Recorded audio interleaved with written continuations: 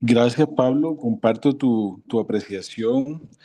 María Camila, felicitaciones por una presentación muy clara, muy completa, muy didáctica, con unos algoritmos muy completos de un problema que enfrentamos al día a día en cuidado intensivo, como son las alteraciones de la homeostasis del potasio. Un guión que realmente es muy, pero muy importante en virtud de participar en una forma tan contundente en la generación del potencial de acción y por supuesto por las implicaciones en la actividad de las células contráctiles y de la parte neuronal.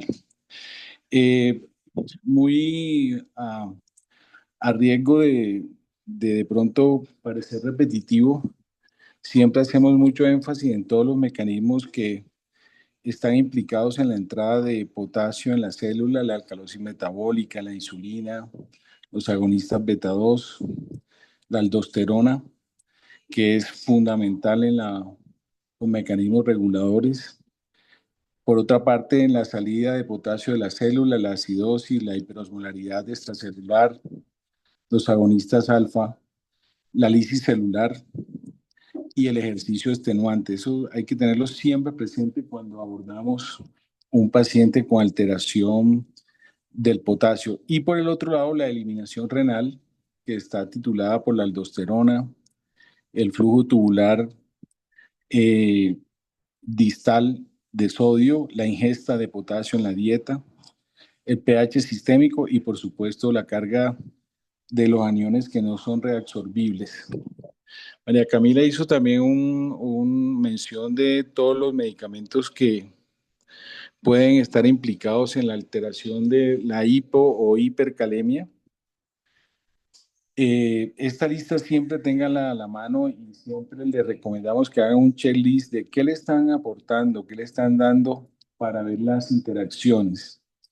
Los implicados en hipercalemia, pues los inhibidores del sistema renina-angiotensina-aldosterona, los AINES, los anticalcioneurínicos, por ejemplo, la pentamidina rara, pero puede aparecer, los calcioantagonistas y los glucósidos cardíacos. Eh, y los agonistas alfa-adrenérgicos, sobre todo la epinefrina puede estar implicada. Y por el lado de la hipocalemia, pues claramente los broncodilatadores, la pseudoefedrina, las antinas, los diuréticos de asa y los tiacídicos, los corticoides. Y cuando se usan laxantes a altas dosis, a veces tenemos problemas de hipocalemia. En relación a la corrección cuando estamos haciendo correcciones de potasio, los enfoques que están descritos, realmente uno encuentra muchos protocolos y uno que pues ha logrado mucha popularidad es del curso de PFCC, de la Sociedad de Cuidado Crítico. Realmente ellos proponen colocar perfusiones de potasio a 0,25 miliequivalentes por kilo hora eh, durante 1, 2 o 3 horas, dependiendo del nivel de potasio que tengamos. De pronto, el comentario que haría respecto es que realmente cuando uno se va a buscar la base, digamos, de dónde se determinó ese protocolo, pues no hay mucha evidencia y es más recomendación de expertos. Se ha generalizado y la perfusión de potasio 20 milicavalentes en 100 pues se está utilizando. De eso, pues de pronto tener en cuenta que la dosis tope recomendada son 10 milicavalentes hora y que hay que estar tomando casi que horario controles porque uno no puede presumir o determinar qué tanto va a reabsorber potasio en el túbulo. Entonces, de pronto podemos tener ahí complicaciones inherentes a ese abordaje terapéutico. Eh, pero realmente te quiero felicitar porque disfruté de la presentación, muy completa, buen hilo conductor, muy buenas diapositivas. Felicitaciones. Gracias, Pablo. Gracias, profe. Profe Mulet, muchísimas gracias. El resumen y los datos claves, creo yo. Eh, Profe Perdomo, no sé si quisiera anotar algo más.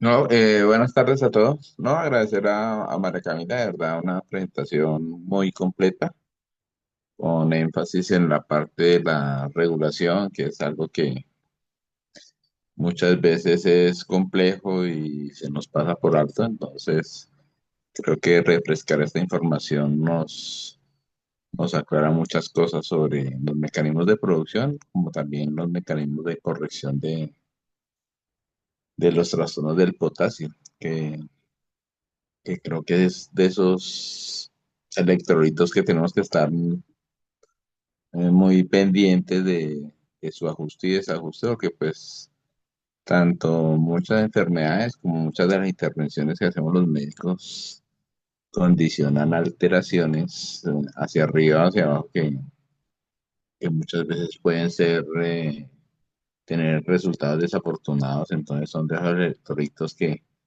ya siento por fortuna que forman parte del control regular del paciente con condiciones muy críticas, ya que creo que ya casi todos hacemos control de gases sanguíneos simultáneo con la medición de electrolitos.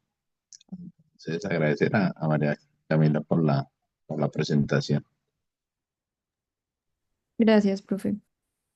Profe, muchísimas gracias.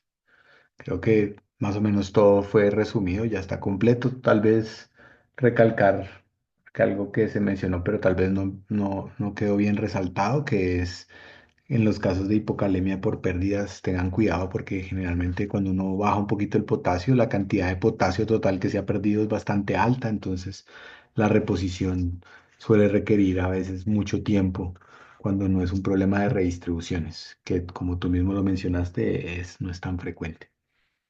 Entonces, si les parece bien, pues vamos a pasar al taller. Yo hice una presentación sobre los datos del taller, pero en principio sobre todo les puse unos casos adicionales para que traten de resolverlos en tiempo real. Entonces, este primer casito es un paciente de 4 años, 16 kilos, que llegó a la UCI. Estaba en una historia clínica, decía que tenía una bronconeumonía y con broncoespasmos severos.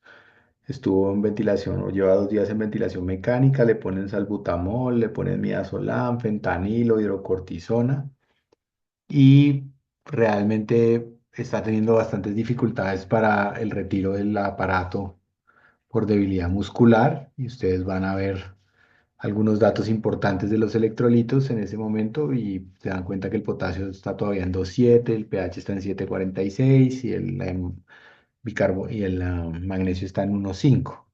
Entonces, viendo ese electro y viendo ese caso clínico, ¿ustedes cuál creen que es la causa más probable de esta debilidad y cómo sugerirían que hicieran el manejo? ¿Cómo lo formularían?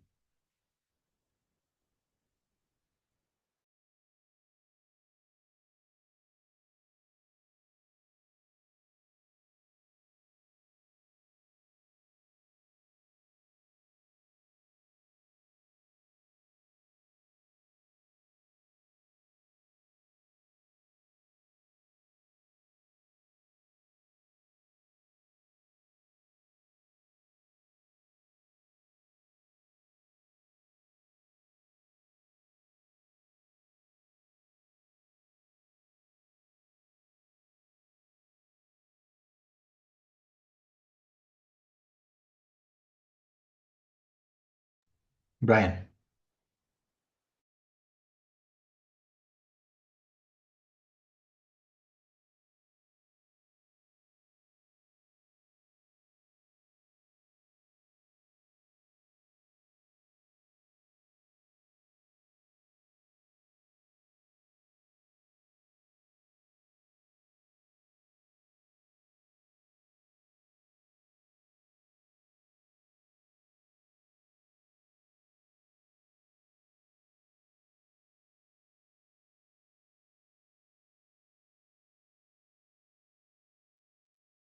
Ya.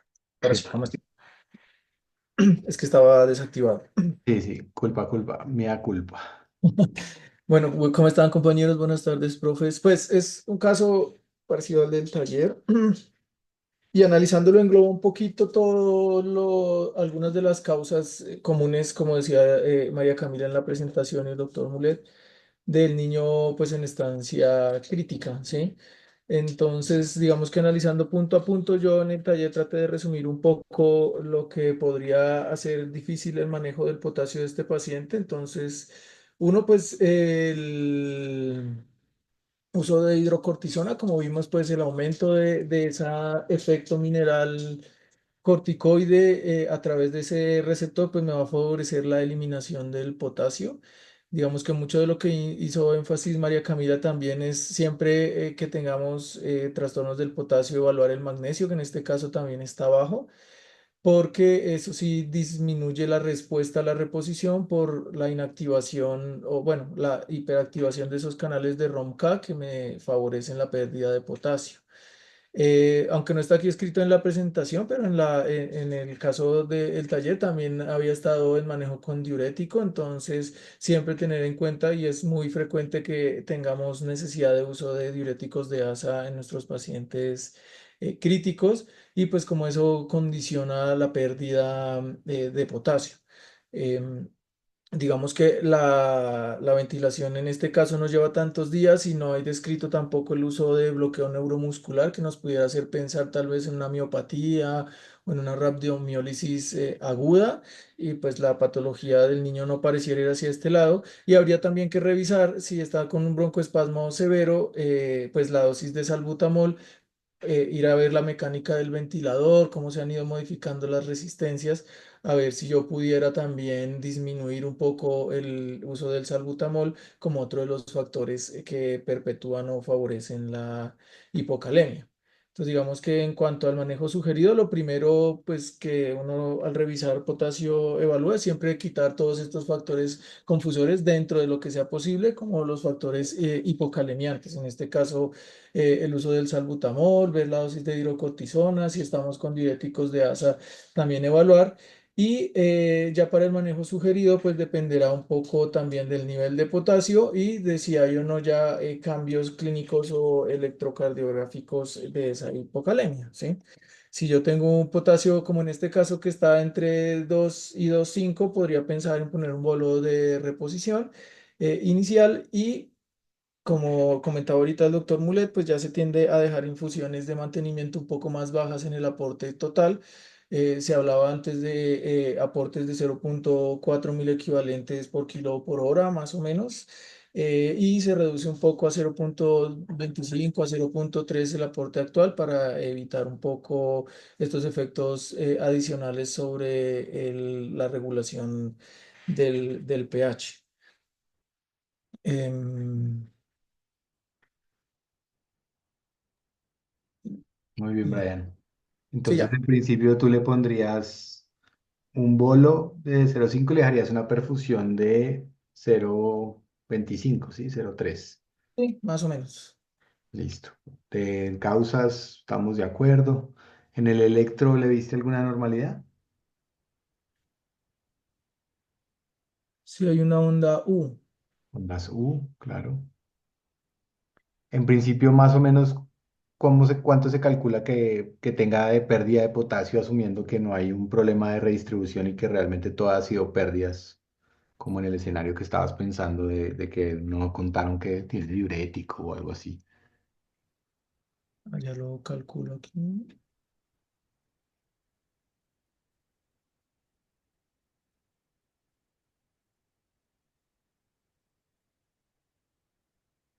Porque para 2,5. Sí,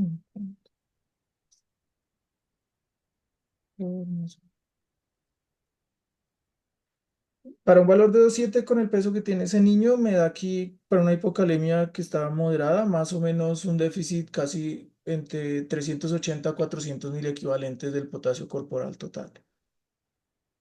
Perfecto, lo cual implicaría que con la perfusión que pusiste, en más o menos cuánto tiempo podrías recuperar el potasio, asumiendo que no pasara nada más. como dijo el profe Mulet, eso en la vida real toca revisar.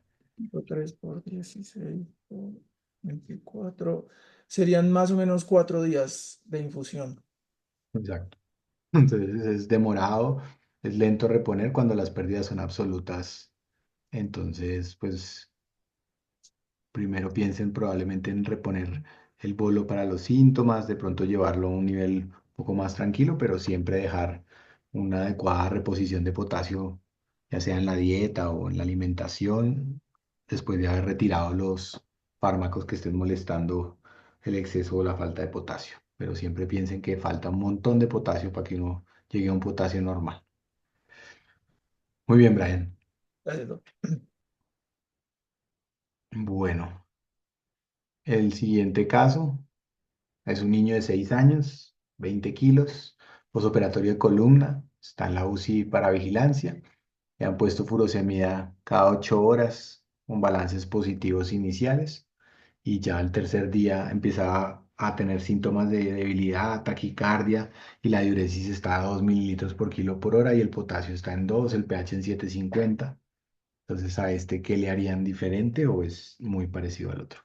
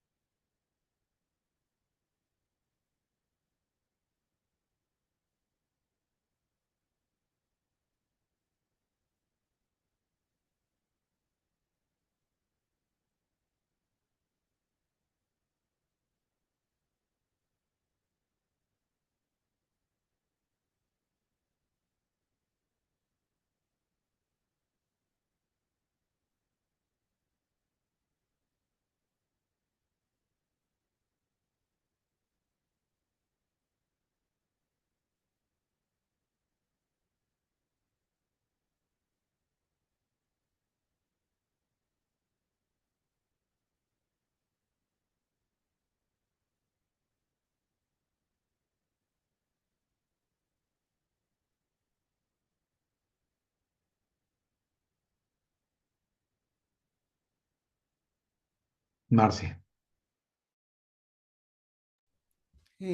Hola, ¿me escuchan? Sí.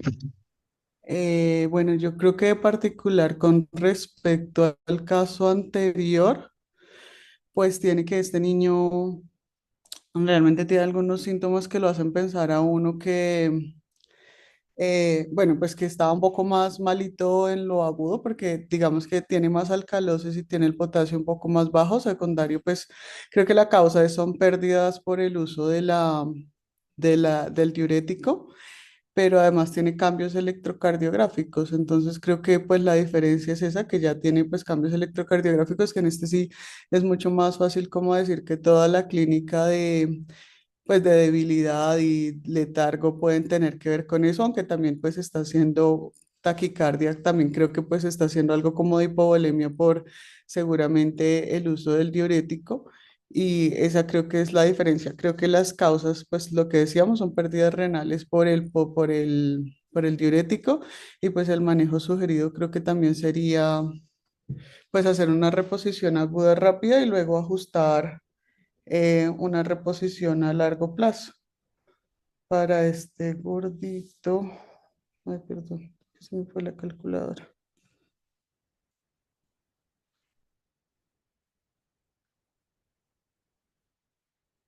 Perdón, 20. Eh, para este gordito, lo inicial sería ponerle como un bolo de potasio. Obviamente suspender la furosemida, un bolo de potasio de al menos 10 a 15 mil equivalentes. Suspender la furosemida y luego dejarle el ajuste con potasio, que pues depende de cómo vaya el paciente, se podría dejar oral o endovenoso, pero lo primero sería pasarle el bolo. Perfecto, entonces este sí tiene más evidencia de pérdida, más severa la hipocalemia.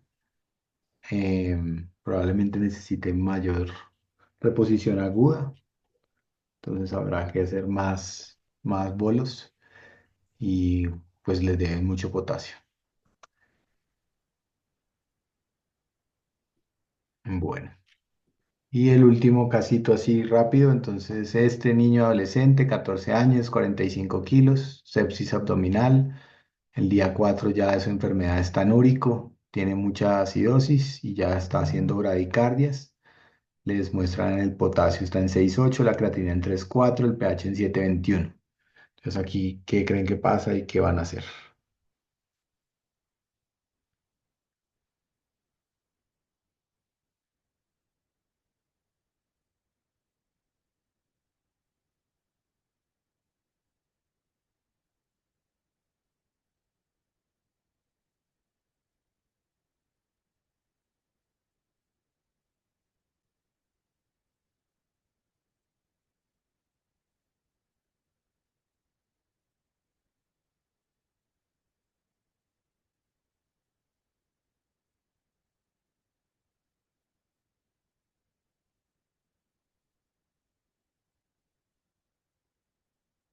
Marce, ¿volviste a levantar la mano o no la habías ¿Sí bajado? puedo hablar yo? Pues Sí, sí, siendo dale, la... dale. Pues como es un paciente que está con pues un proceso séptico y está con anuria y con acidosis, pues creo que es un paciente que está haciendo y con esos valores de creatinina, yo creo que este paciente está haciendo una falla renal aguda secundaria a todo su proceso ahí séptico intraabdominal y pues como tiene una hipercalemia con cambios también electrocardiográficos, si miramos ahí en el electrocardiograma y está en anuria, pues creo que es una urgencia. Eh, entonces yo creería que iniciaría pues el manejo urgente, que sería como estabilizar la membrana, eh, tratar de iniciar una solución polarizante. Eh, pues podríamos intentar con furosemida, pero pues realmente si el paciente está en anuria, yo creo que sería candidato de iniciarle terapia de reemplazo renal temprano. O sea, ya. Perfecto. Entonces aquí es un problema de eliminación con cambios electrocardiográficos. Gloria. Buenas tardes. De acuerdo con Marcela, como de adicional, pues teniendo en cuenta que es una sepsis de origen abdominal y que esté siendo una lesión renal aguda, aunque no tenemos pues todos los datos adicionales de lo previo y de otros laboratorios, pero pues y del examen físico, mirar si hay algún problema intraabdominal que esté dando también chance de que la lesión renal sea secundaria, por ejemplo, a un síndrome compartimental abdominal y ver si de pronto el chance de la furosemida solamente sería, por ejemplo, si se pudiera liberar ese abdomen y mejora la perfusión a nivel renal. Pero pues con ese 6,8 de potasio y con esos cambios electrocardiográficos sería ahí como medio darle casi nada de chances, hacer las cosas como muy rápido. Perfecto. Entonces, estabilizar membrana, intercambiar y poner rápido algo que pueda sacar el potasio, ya sea que intenten o no la prueba de furosemida dependiendo del caso particular. Y este último caso, 10 años, 30 kilos, leucemia, inician quimioterapia, en las primeras 24 horas aparece debilidad, náuseas y letargo y se los llevan a la UCI. Potasio en 7,1, ácido úrico en 11 y fosfato en 6,8, con la creatina en 1,6. Entonces, ¿qué harían aquí?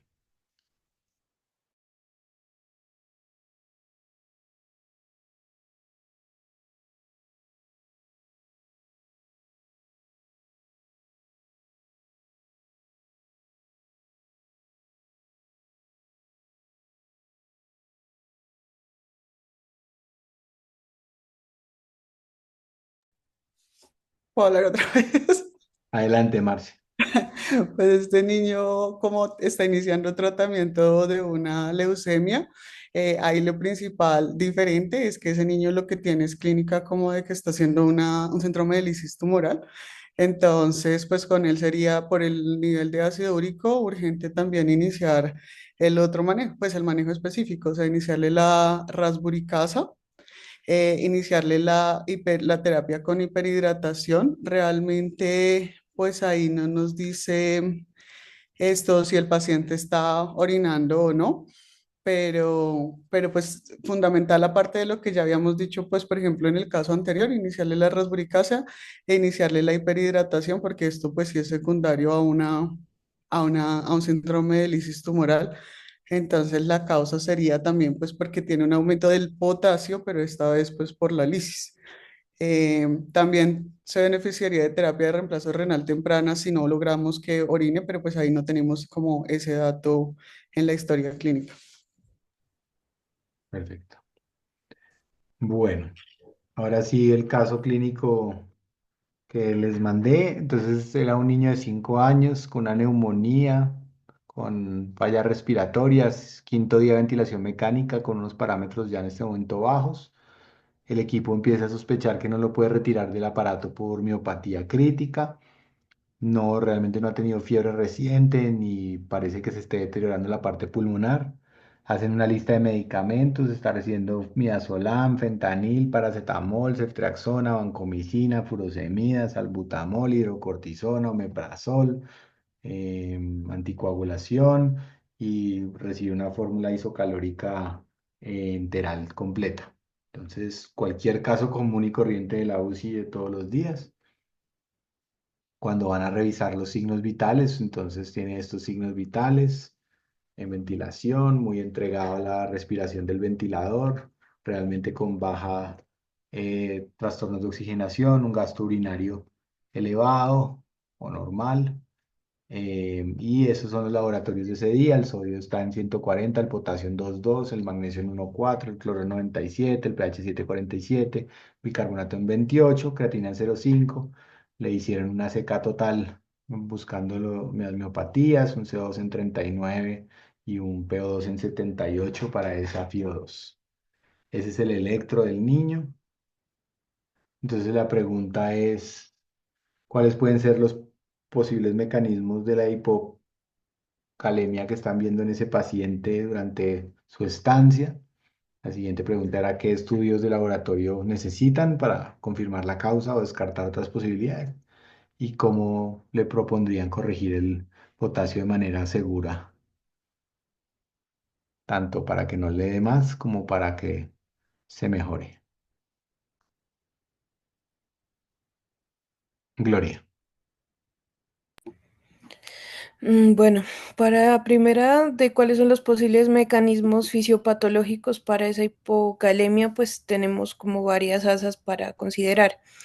Uno, tenemos un paciente con varios medicamentos que podrían estar afectando la homeostasis del potasio. Entonces tenemos el salbutamol, como vimos previamente, como beta-2 adrenérgico, aumentando la actividad de la bomba sodio-potasio y aumentando la captación intracelular de potasio, la hidrocortisona, con su correspondiente aumento de la acción de la aldosterona sobre los túbulos, y eso pues también con el aumento de la excreción de potasio a ese nivel.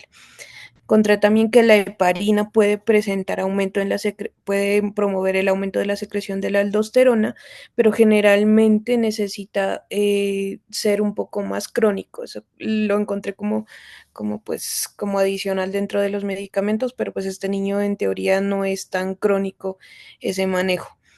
La furosemida, claramente el diurético de asa con el aumento de la excreción renal de potasio, eso por el lado de los medicamentos. Eh, ese niño, pues básicamente estamos viendo como que estuviera tratando de salir de su problema ventilatorio y como de la parte aguda de la enfermedad.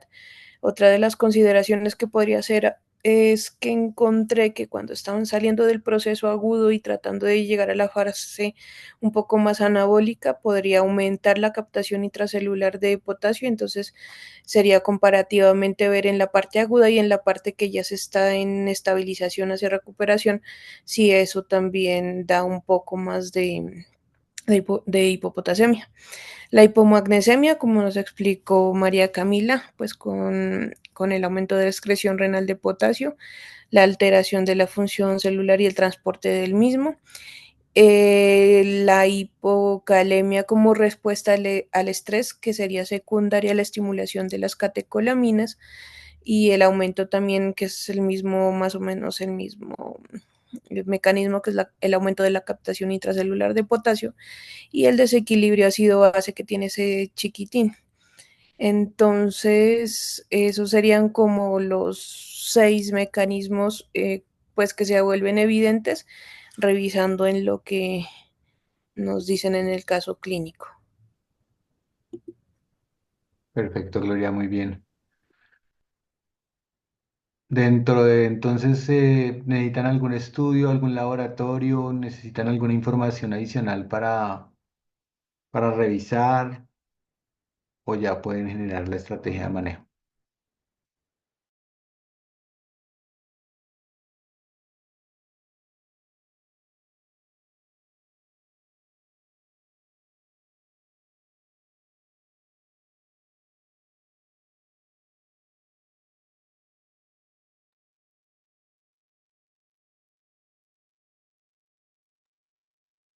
Brian, Profe, sí, ya, revisando entonces para el caso. Digamos que como resumió Glorita, tiene varios factores, tanto de su estado crítico como del manejo farmacológico, que pueden explicar un poco las pérdidas aumentadas.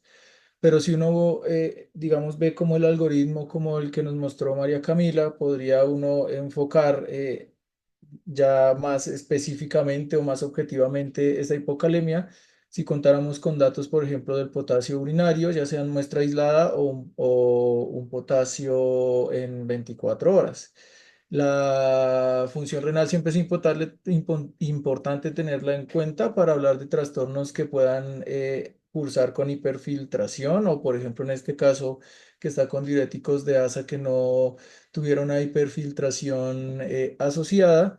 Y ya pues en contextos clínicos de que fuera una hipocalemia, digamos, refractaria, que no responde a este manejo inicial como planteamos en los casos anteriores, ya empezar a pensar en otros trastornos asociados como el hiperaldosteronismo primario o secundario, aunque digamos que no hay otros hallazgos del examen físico que nos refieran estos cambios, digamos, crónicos y que tienden a ser trastornos que se manifiestan con el tiempo, el Cushing, la hiperplasia adrenal congénita o el hiperaldosteronismo.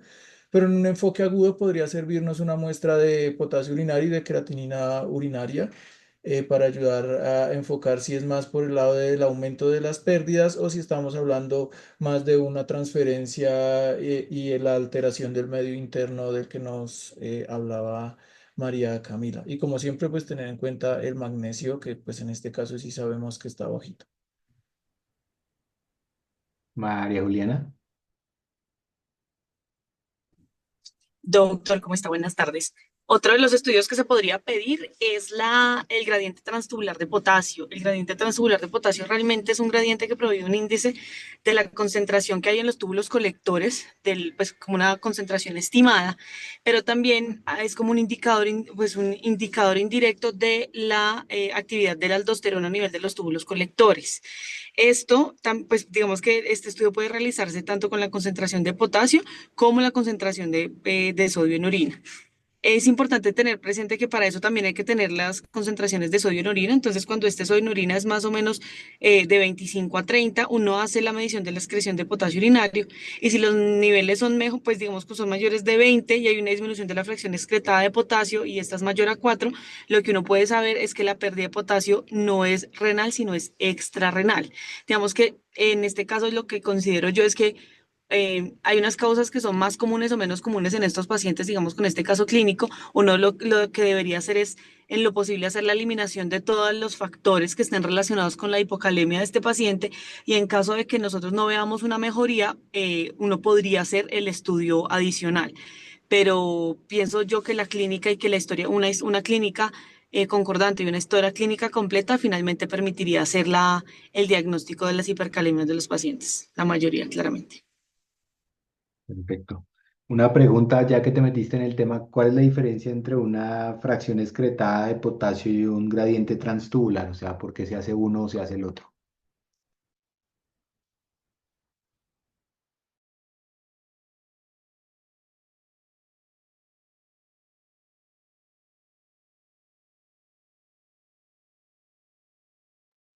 Corchaos, corchaos. Entonces, miren, busquen porque ustedes van a ver que en potasio se habla de gradiente transtubular más que de fracción excretada y tiene algo que ver con lo que explicó María Camila. Entonces, échenle una averiguadita porque es importante que sepan por qué tienen que hacer un gradiente transtubular más que una fracción excretada de potasio. Bueno, ¿y cómo lo manejarían? Estoy de acuerdo con ustedes que probablemente aquí simplemente retirarían factores y empezarían reposición y si no hay respuesta después se pueden poner a estudiar cosas raras. Pero cómo le pondrían aquí? ¿Cuánto le faltan? ¿Cómo se lo van a poner? ¿Bolo no bolo?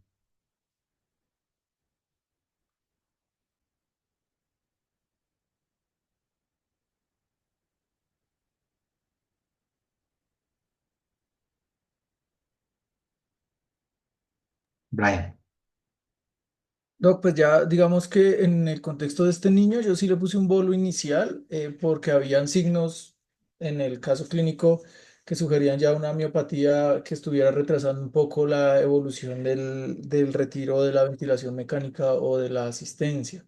Entonces, para el valor de potasio le puse un bolo inicial de 0,75 y una infusión pues inicial de 0,5, pero pues ya sabemos que la podemos bajar un poquito, 1000 equivalentes por kilo por hora.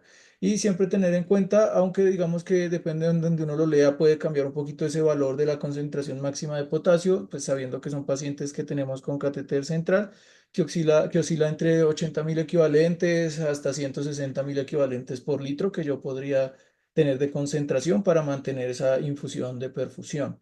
En este caso específico, siempre iniciar la reposición de magnesio. Digamos que ahí no encontré una recomendación específica si ponerlo reposición en bolos o si se puede dejar en infusión continua para el mantenimiento. Digamos que no hay una diferencia entre ambas. Em, y pues lo otro que estamos diciendo es tratar de ajustar el balance hídrico, disminuir un poco la necesidad de los diuréticos de asa.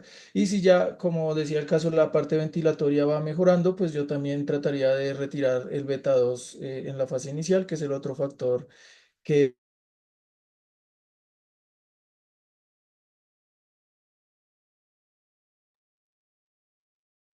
cortaste ahí, Brian, pero completo, creo que es muy claro. Mineralocorticoide para tratar de retirar, digamos, esos tres factores que me pueden aumentar la pérdida de potasio en este niño. Perfecto. Juliana,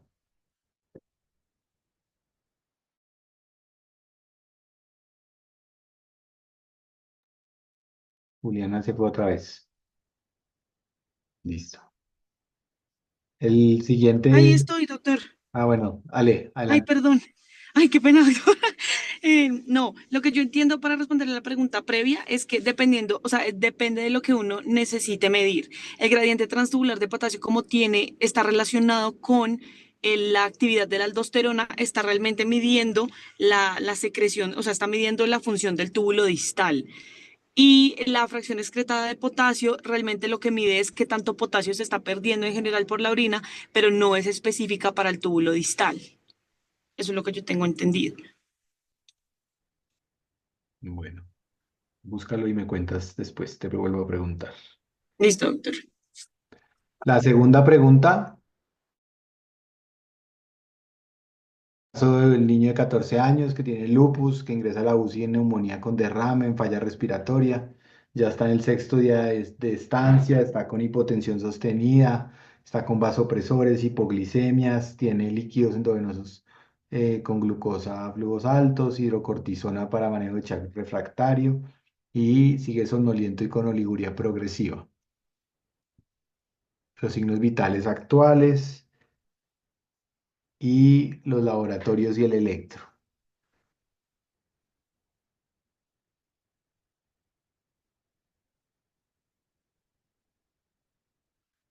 Entonces, en este paciente lo mismo.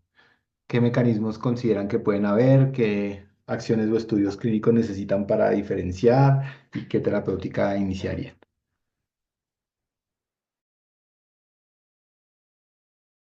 Juanis. Hola, ¿me escuchan? Sí, adelante. Bueno, pues analizando este caso, pues este paciente está cursando con una insuficiencia renal aguda Tiene una disminución de la diuresis en las últimas horas y una elevación pues de la creatinina sérica. Mm, entonces aquí pues va a haber un problema para la excreción del potasio y pues va a haber acumulación. También tenemos que este paciente tiene una acidosis metabólica, tiene un pH de 7,25 y un bicarbonato en 18, que pues en los casos como vimos con María Camila de acidosis metabólica, el potasio pues se va a desplazar al espacio intracelular, del intracelular al extracelular para compensar pues la acidosis. Esto, pues, como ya vimos, por el intercambio de iones, de hidrogeniones por el potasio. También tenemos otro factor ahí que puede colaborar, que son los vasopresores. El uso de la norepinefrina y la vasopresina puede afectar la perfusión renal y pues puede llevar a que haya la disfunción renal y haya eh, mayor acumulación de potasio.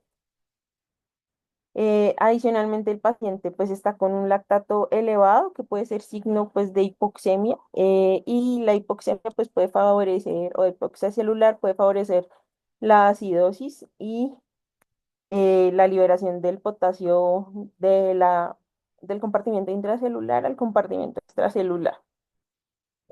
Por último, aunque no es eh, claro, no lo dice específicamente, pues en los pacientes que tienen enfermedad renal y que tienen enfermedades autoinmunes, podría estar presente la hiperuricemia, que también puede contribuir pues a la disfunción renal y a la alteración del potasio.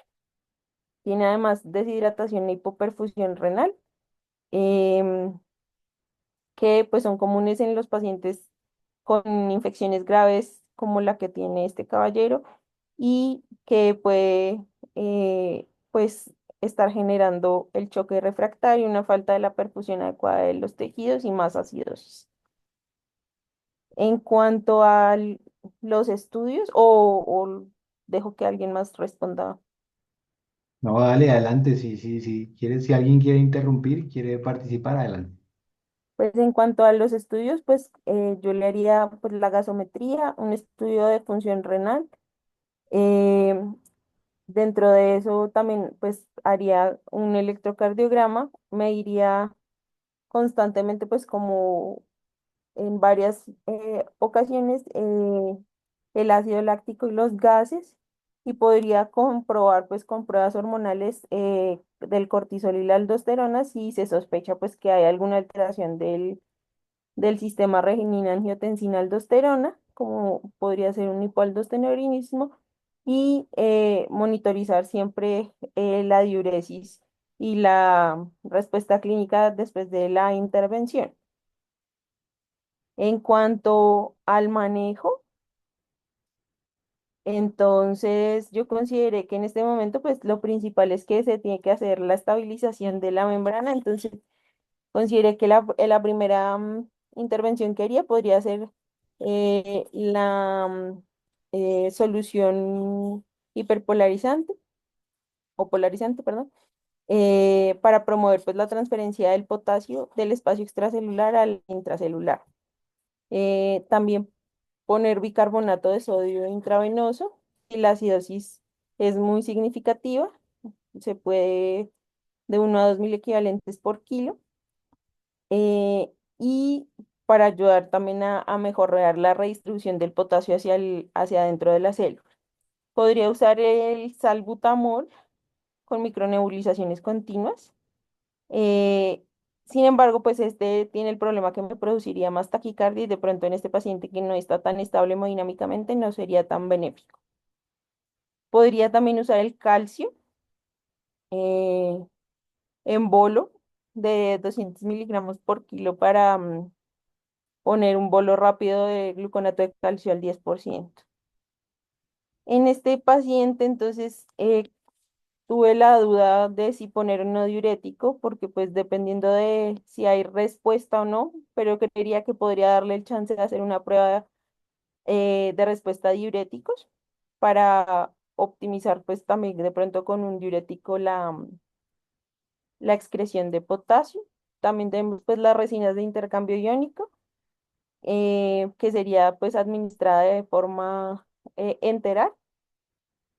Y por último, aunque creo que también se debe contemplar de forma temprana una terapia de reemplazo renal, eh, que en este caso por la inestabilidad hemodinámica del paciente, pues yo consideré que se beneficiaría de una hemofiltración venovenosa continua, dado que yo no creería que pudiese soportar de pronto una hemodiálisis intermitente. Entonces, lo primero que haría con la terapia de reemplazo renal sería seleccionar un líquido dializante que no tenga aporte de potasio, eh, dejar un flujo de bomba entre 180 y 300 mililitros minuto, un ultrafiltrado 1,6 litros metro cuadrado por hora, un citrato que podría ir entre 360 a 600 mililitros hora, y una reposición de gluconato de calcio, que podría estar pasando más o menos a 90 a 150 mililitros hora, con una monitorización continua pues del electro y las mediciones como secuenciales del potasio y de los gases. Eso sería como lo que yo habría hecho. Muy bien, Juanita, gracias. De ¿Alguno haría algo diferente o agregaría algo a lo que no hizo Juanita o no haría algo que hizo Juanita?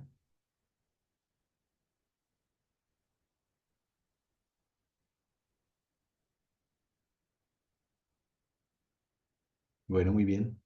Profe Perdomo, no sé si tiene alguna palabras de sabiduría final de algo que no hayamos mencionado, que se nos haya olvidado, sino para que cerremos.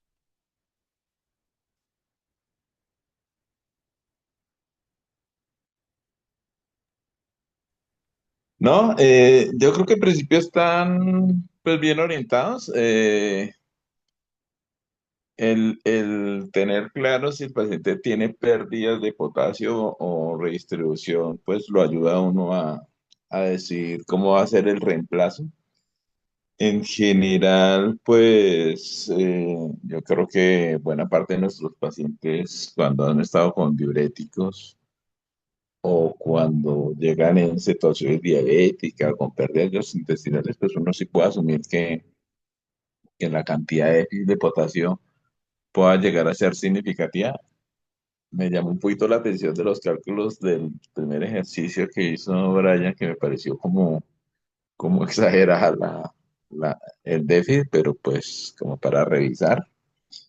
Y yo pues no sé por qué siento que el bicarbonato sigue estando satanizado. Creo que cuando uno necesita una redistribución de potasio hacia el interior de la célula, creo que es de las medidas más rápidas y baratas incluso y efectivas. No sé por qué casi nadie la pone en consideración. Casi que ni en falla renal aguda yo digo, pero sí lo primero que yo haría porque se demoran tanto en considerarlo. Y, y en los pacientes que ustedes vean que están en falla renal aguda con hipercalemia, sí, tempranito las terapias de reemplazo renal, porque los minutos en estos pacientes cuentan.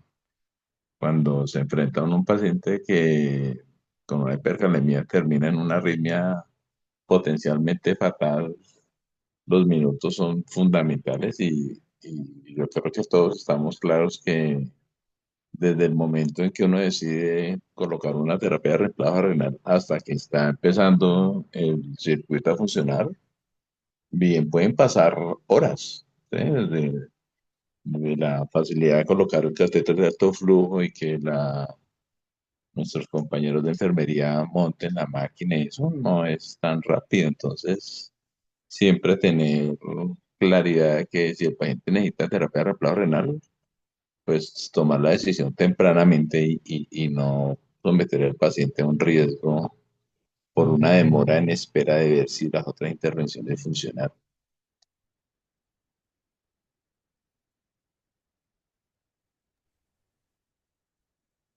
Perfecto, profe, mil gracias, muy gracias a todos. Creo que estuvo muy completo. Felicitaciones nuevamente a María Camila, que realmente hizo una muy buena revisión. Tenía un pequeño error ahí en el calendario. La próxima semana, el próximo miércoles es que no tenemos sesión y volvemos a sesionar en 15 días para que se puedan tomar su miércoles santo los que tengan a bien y los que tengan que trabajar, pues puedan trabajar. Entonces, gracias a todos y nos vemos en 15 días. Chao, chao.